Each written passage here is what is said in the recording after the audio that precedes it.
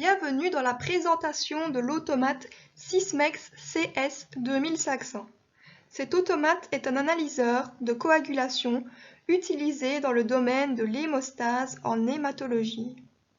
Il va permettre de réduire la charge de travail des technologues de laboratoire étant donné que le système est totalement automatisé et donne des résultats d'une haute précision. La méthode de détection de cet appareil est basée sur un système de multilongueur d'onde.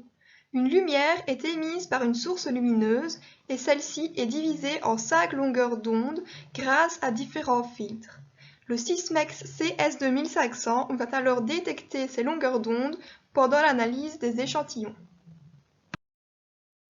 Ce système permet d'analyser la coagulation et plus précisément le temps de coagulation, la chromogénie qui est le développement d'une couleur par un substrat chromogène, l'immunologie qui est la réaction entre un réactif sensible aux anticorps et ces mêmes anticorps, et l'agrégation, réaction d'agglutination des plaquettes.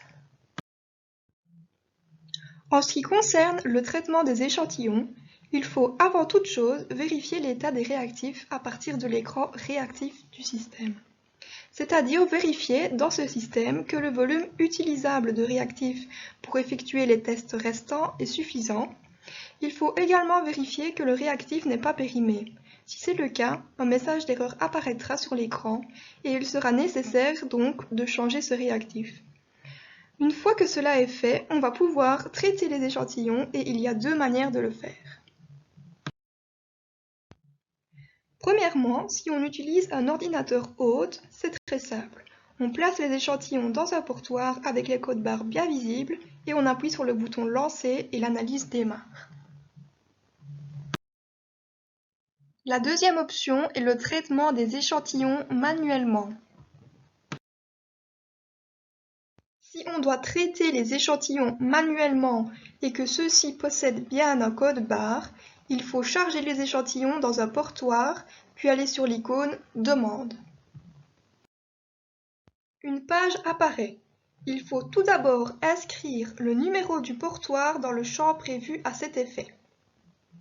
On peut observer sur cette page « Demande » un tableau contenant 10 lignes correspondant aux 10 places dans ce portoir, ainsi que les différents tests pouvant être réalisés par l'automate.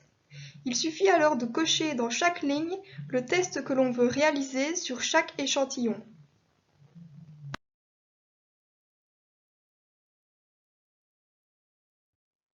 Voilà les quelques informations que j'avais envie de vous partager à propos de l'automate Sysmex CS2500. J'espère que cette vidéo vous aura intéressé et je vous remercie de m'avoir écouté.